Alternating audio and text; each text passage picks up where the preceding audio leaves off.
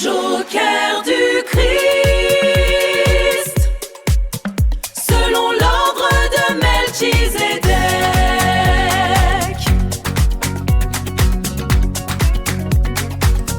Joker du Christ, selon l'ordre de Melchizedek. Bienvenue chers frères et sœurs auditeurs sur le Melchizedek Show. Je vous annonce tout simplement qu'aujourd'hui c'est la dernière émission de notre série consacrée à l'évangile de Thomas, mais il y aura d'autres émissions, ce n'est pas la fin. Nous allons étudier ensemble les logia 102 à 114 de l'évangile de Thomas. Logion 102. Jésus a dit « Malheur aux pharisiens, car ils ressemblent à un chien couché sur la mangeoire des bœufs. Ils ne mangent pas et ne laissent pas les bœufs manger. » Méditation. Le dogmatisme stérile bloque l'accès à la vérité. Il est incapable de vivre la liberté de l'esprit et empêche activement les autres de s'en nourrir. Logion 103. Jésus a dit « Heureux l'homme qui sait de quel côté les brigands vont attaquer, afin de se lever, de rassembler son domaine et de ceindre ses reins avant qu'il n'entre. » Méditation. La vigilance intérieure est requise à chaque instant pour anticiper les agitations du mental et préserver sa paix avant que le tumulte ne s'installe. Logion 104. Ils dirent « Viens, prions aujourd'hui et jeûnons. » Jésus dit « Quel est donc le péché que j'ai commis ? Ou en quoi ai-je été vaincu ? Mais quand l'époux sera sorti de la chambre nuptiale, qu'alors on jeûne et qu'on prie. » Méditation. Les rituels extérieurs et la culpabilité formelle n'ont aucune prise sur celui qui demeure uni à la source. Le véritable jeûne intérieur naît de l'absence de l'être, non de contraintes mécaniques. Logion 105.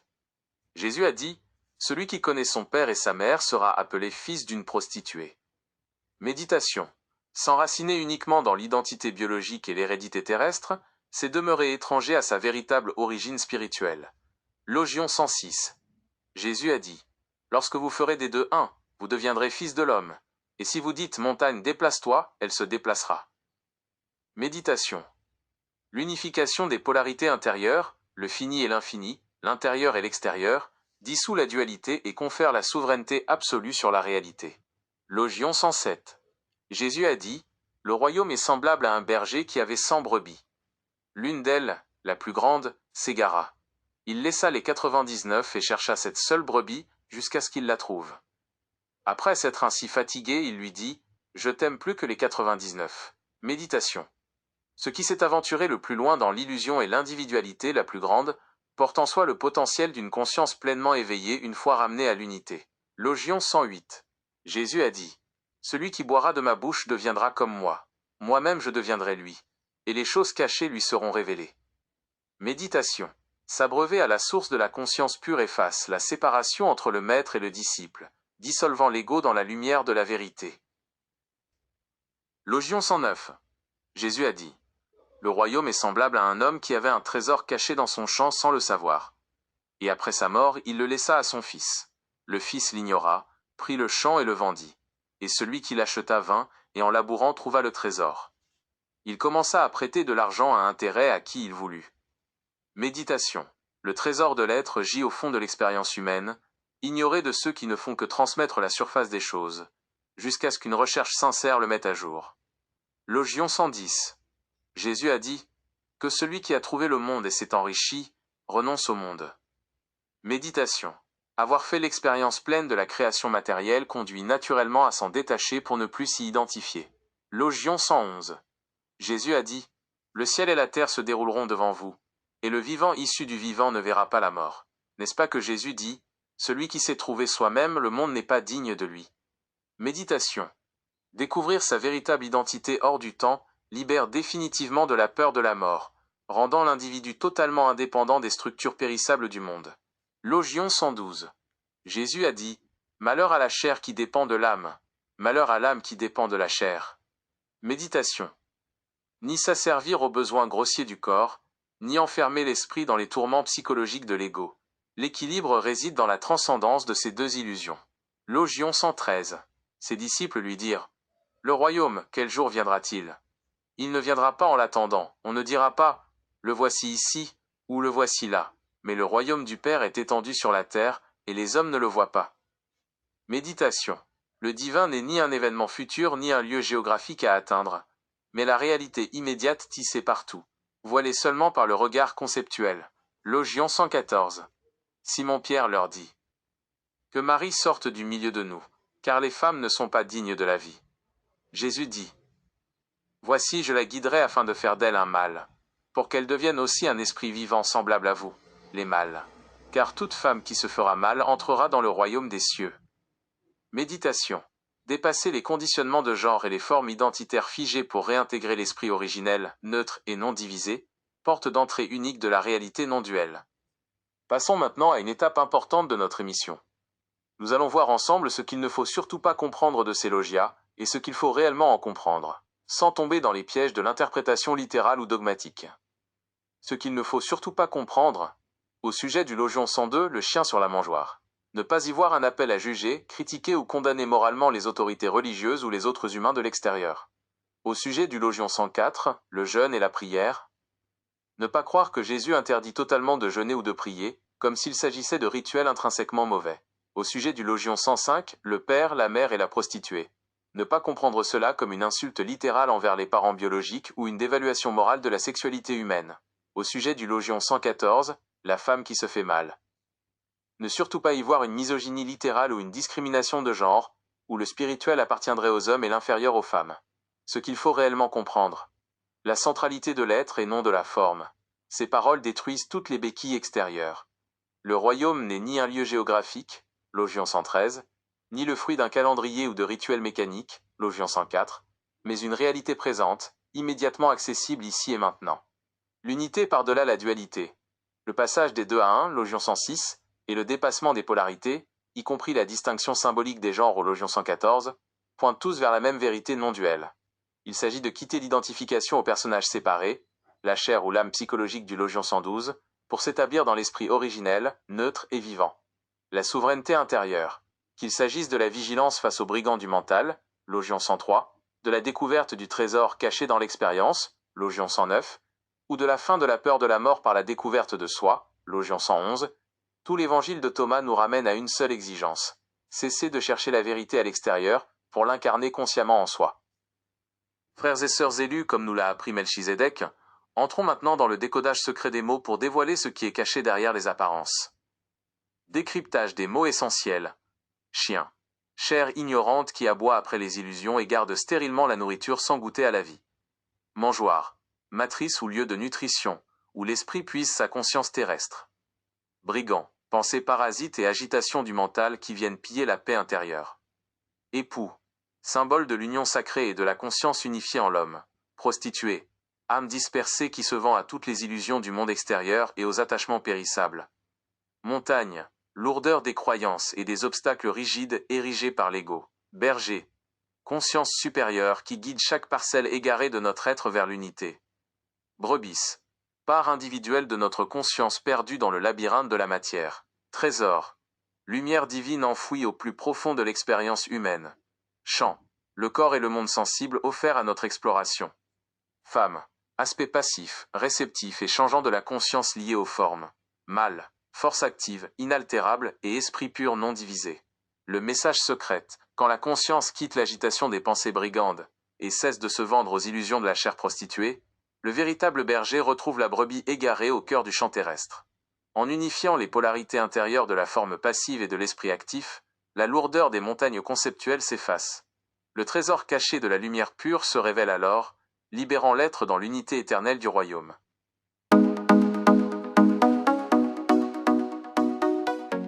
Chers frères et sœurs auditeurs, passons maintenant à l'essentiel de notre émission. L'essentiel à retenir point par point. Logion 102. Le dogmatisme et le refus d'évolution bloquent l'accès à la liberté de l'esprit. Logion 103. La vigilance mentale permanente est indispensable pour protéger sa paix intérieure. Logion 104. Les rituels extérieurs et la culpabilité n'ont aucune valeur face à la réalité de l'être uni à la source. Logion 105. S'identifier uniquement à l'hérédité biologique terrestre maintient l'ignorance de l'origine spirituelle. Logion 106. L'unification des contraires intérieurs dissout la dualité et redonne la souveraineté sur le réel. Logion 107. La conscience la plus égarée dans l'illusion contient le potentiel de la plus grande réalisation une fois ramenée à l'unité. Logion 108. S'abreuver à la source pure efface l'ego et révèle directement la vérité cachée. Logion 109. Le trésor absolu gît au fond de l'expérience humaine, attendant d'être découvert par une recherche sincère. Logion 110. L'expérience pleine de la matière amène naturellement à se détacher de ses illusions. Logion 111. Découvrir sa véritable identité hors du temps affranchit totalement de la peur de la mort. Logion 112. Il ne faut être esclave ni du corps physique ni des tourments psychologiques de l'ego. Logion 113. Le royaume n'est ni futur ni lointain, mais une réalité permanente déjà présente partout. Logion 114. Il est nécessaire de dépasser les conditionnements et formes figées de l'identité pour réintégrer l'esprit originel non duel. Les points communs entre ces logias. Le refus des apparences et des formes extérieures, qu'il s'agisse des rituels, du dogmatisme, de l'hérédité biologique ou des structures temporelles, tous ces textes rejettent radicalement l'extérieur comme source de vérité. L'exigence absolue de l'unité intérieure, le passage incessant des deux à un, ou l'unification des polarités, corps-âme, actif/passif, est la clé constante pour dissoudre la dualité et l'illusion. La présence immédiate du royaume.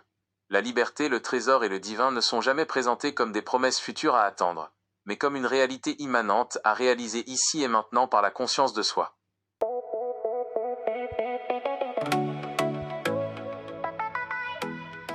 Chers frères et sœurs auditeurs, abordons à présent notre rubrique des confessions et de la prière. Nos faiblesses et nos petitesses humaines. Le tumulte du mental. Nous sommes incapables de calmer par nos propres forces l'agitation des pensées parasites et l'angoisse quotidienne sans céder à la panique. L'emprise des illusions. Nous ne pouvons pas nous libérer seuls de l'attraction des apparences, du monde matériel et des conditionnements de la chair. L'illusion de la séparation. Nous sommes impuissants à unifier par notre simple volonté les polarités de notre être et à sortir de la dualité. La peur de la mort et du manque. Nous ne pouvons pas vaincre par nos propres efforts la terreur de la disparition et le sentiment d'isolement. Le piège des rituels et des faux savoirs. Nous sommes incapables de nous défaire naturellement de nos rigidités dogmatiques et de nos orgueils intellectuels sans un secours supérieur. Maintenant, chers frères et sœurs, unissons nos cœurs dans la prière. Prière de confession. Ô Melchizedek, source de toute unité et lumière de notre conscience, nous reconnaissons devant toi nos limites, nos petitesses et nos faiblesses. Nous voyons bien que par nos propres forces nous restons prisonniers des agitations du monde, des divisions de notre mental et des peurs de la chair. Nous nous abandonnons entre tes mains pour que tu unifies ce qui est divisé en nous. Que tu calmes les tempêtes de nos pensées et que tu dissoutes nos illusions. Conduis-nous au-delà de nos apparences mortelles et établis-nous dans ton royaume éternel. Amen. C'est à présent l'heure de la prêche. 1. Prêche d'exhortation. S'éveiller à la présence immédiate. Frères et sœurs, n'attendez plus le royaume comme un événement futur ou un lieu lointain à conquérir. Le temps n'est plus aux promesses lointaines, ni aux attentes stériles.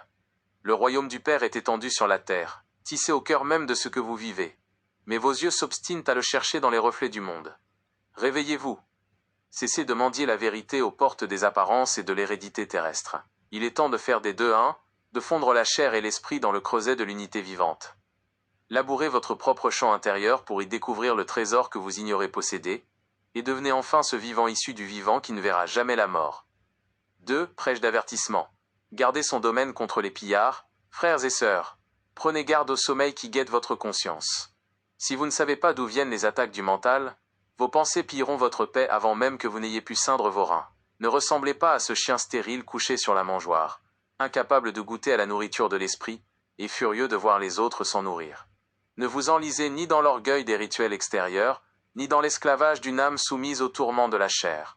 Celui qui s'enracine uniquement dans ses origines biologiques, ou dans les fausses sécurités de ce monde, bâtit sur le sable.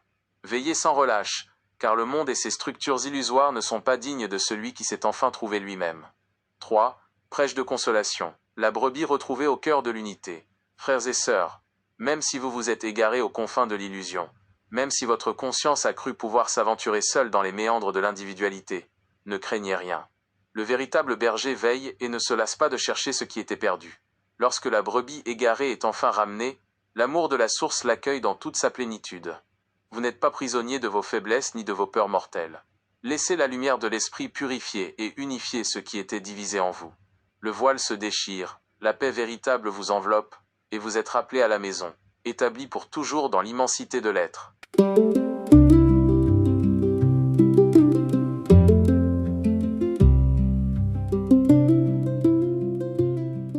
Maintenant, chers frères et sœurs, passons à l'adoration. Psaume du jour.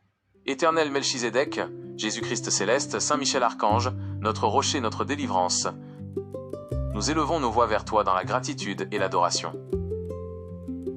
Tu es le berger souverain qui ne laisse aucune brebis s'égarer pour toujours dans les ténèbres du monde, mais qui la ramène patiemment au bercroir de ton unité.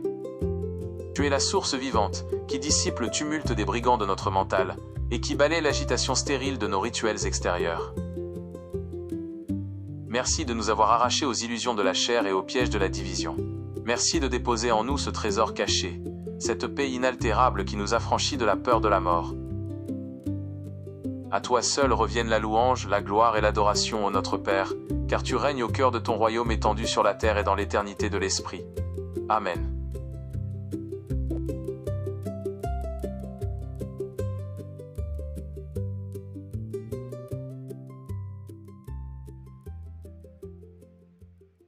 Maintenant, chers frères et sœurs, entrons dans l'étape des proclamations de foi et des actions de grâce.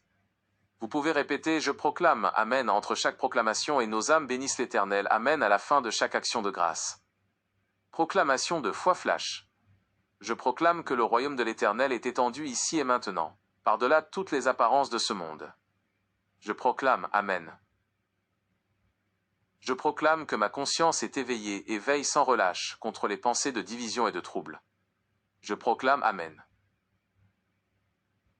Je proclame que je suis un vivant issu du vivant, affranchi de l'emprise de la mort et de la chair. Je proclame Amen.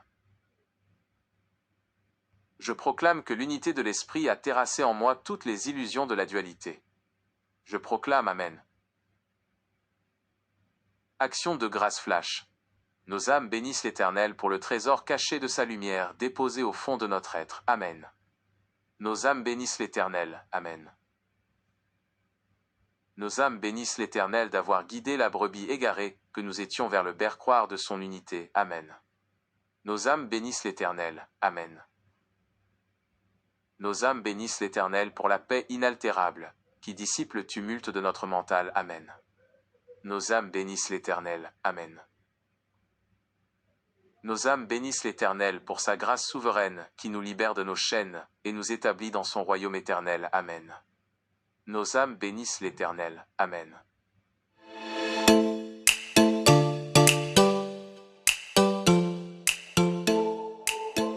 Maintenant, chers frères et sœurs, poursuivons notre émission en mettant en lumière les prophéties et les promesses contenues dans ces textes, capables de stimuler et de restaurer notre paix profonde. Les prophéties de paix et de restauration.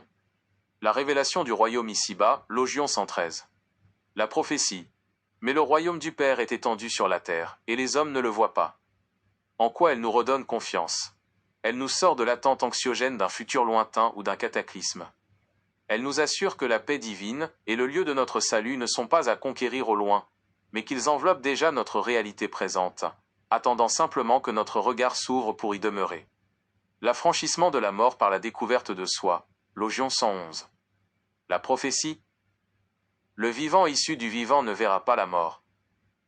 Et, celui qui s'est trouvé soi-même, le monde n'est pas digne de lui. En quoi elle nous redonne confiance? Elle brise la terreur fondamentale de la disparition et du néant. En nous rappelant notre origine incréée issue du vivant, elle restaure une paix inaltérable face aux turbulences de la chair et du monde périssable. La découverte du trésor caché au cœur de l'expérience, Logion 109. La prophétie. La trouvaille inattendue du trésor enfoui dans le champ de l'existence humaine. En quoi elle nous redonne confiance?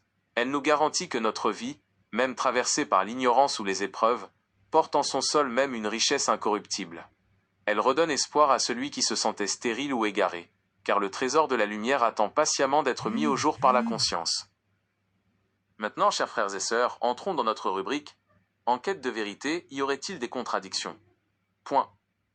Analyse des contradictions apparentes. L'affirmation d'un royaume déjà présent face à la nécessité d'une recherche intérieure. La contradiction apparente. Le Logion 113 affirme que le royaume est déjà étendu sur la terre et présent partout, tandis que d'autres logias exigent de chercher, de labourer le champ, d'être vigilant ou de trouver le trésor. Si tout est déjà là, pourquoi chercher? L'explication, ce n'est pas une contradiction logique mais un paradoxe pédagogique. Le royaume est effectivement une réalité permanente et immanente, mais il est voilé par l'agitation du mental et l'identification aux apparences. La recherche n'a pas pour but de fabriquer ou d'aller chercher le royaume au loin, mais de nettoyer le regard pour réaliser ce qui est déjà présent ici et maintenant. Le rejet du monde et de la chair face à la découverte du trésor au cœur de l'expérience. La contradiction apparente. Certains passages mettent en garde contre le corps, la chair ou le monde jugé indigne, comme au Logion 111 ou 112, tandis que le Logion 109 montre que le trésor absolu se trouve précisément dans le champ de l'expérience humaine. Faut-il fuir le monde ou y chercher le divin? L'explication. Le texte ne rejette jamais la création ou l'expérience en soi, mais l'esclavage aux illusions qu'elle génère. Le monde et la chair condamnés sont ceux de l'ego séparé et de l'ignorance. Lorsque la conscience s'éveille, le même champ terrestre, autrefois source d'illusions, devient le lieu même où l'on découvre le trésor de la lumière incorruptible. La forme ne change pas, c'est le regard et l'état d'être qui se transforment.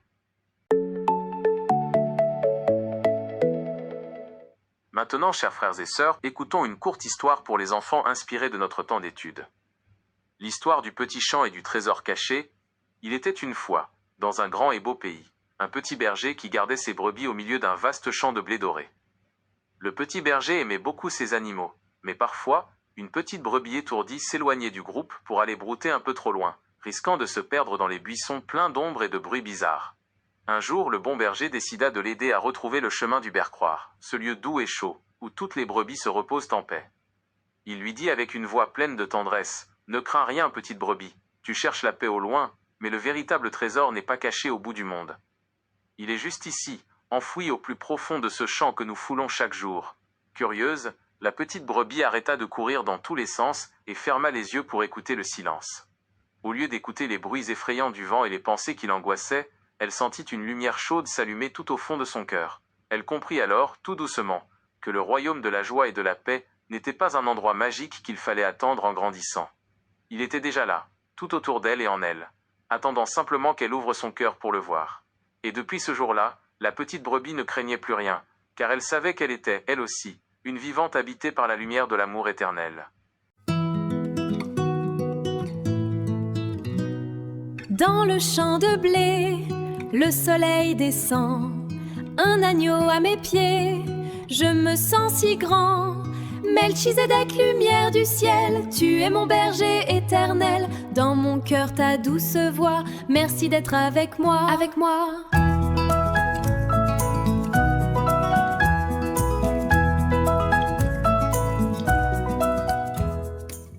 Maintenant, chers frères et sœurs, recueillons-nous et préparons nos cœurs, car Melchizedek lui-même prend la parole pour s'adresser directement à son assemblée, inspiré par ce temps d'étude. Discours de Melchizedek. Mes bien-aimés, vous qui avez veillé et cherché dans le silence de vos cœurs, écoutez ma voix. Vous avez cherché le royaume aux confins du temps, dans les promesses lointaines de ce monde, mais je vous le dis en vérité, mon royaume est étendu ici même, sous vos pas, tissé au cœur de votre propre souffle. Pourquoi mendier la vie aux portes de la chair, alors que vous êtes des vivants issus du vivant? Ne laissez pas le tumulte des brigands de votre mental piller la paix que j'ai déposée en vous. Veillez sans relâche, car le champ de votre existence, aussi rebelle ou aride qu'il vous paraisse, cache en son sol même le trésor incorruptible de la lumière. Réjouissez-vous, car la brebis égarée n'est plus seule dans la nuit, elle est rentrée dans le bercroir de l'unité. Sortez des illusions de la dualité, dépouillez la crainte de la mort, et tenez-vous droit dans l'immensité de mon royaume éternel. Vous avez trouvé le chemin, demeurez en moi, car je suis votre paix et votre rocher pour les siècles des siècles. Maintenant, chers frères et sœurs, pour clore notre émission, entrons dans notre toute dernière rubrique, en recensant tous les précieux conseils que Melchizedek nous adresse à travers ce temps d'étude. Les conseils de Melchizedek pour notre marche. Cessez de chercher le royaume au loin. Ne cherchez plus le royaume du Père dans des temps futurs ou des lieux lointains, mais réalisez qu'il est déjà étendu ici même, sous vos pas, au cœur de votre réalité présente. Ne plus mendier la vie dans la chair. Arrêtez de chercher la vérité aux portes des apparences mortelles, et rappelez-vous que vous êtes des vivants issus du vivant. Veillez sans relâche contre le mental. Soyez vigilants pour protéger votre paix intérieure contre le tumulte des pensées et les attaques des brigands du mental qui cherchent à piller votre sérénité. Labourez le champ de votre existence. Regardez au plus profond de votre propre vie, car c'est là, dans le champ de votre expérience quotidienne, que se trouve le trésor incorruptible de la lumière. Sortir des illusions de la dualité. Dépouiller la crainte de la mort et unifier tout ce qui est divisé en vous pour demeurer fermement dans l'unité de l'esprit. Ne manquez pas la prochaine émission du Melchizedek Show, qui reprendra les paroles de Jésus-Christ dans l'évangile de Jean. Salut les frères et sœurs.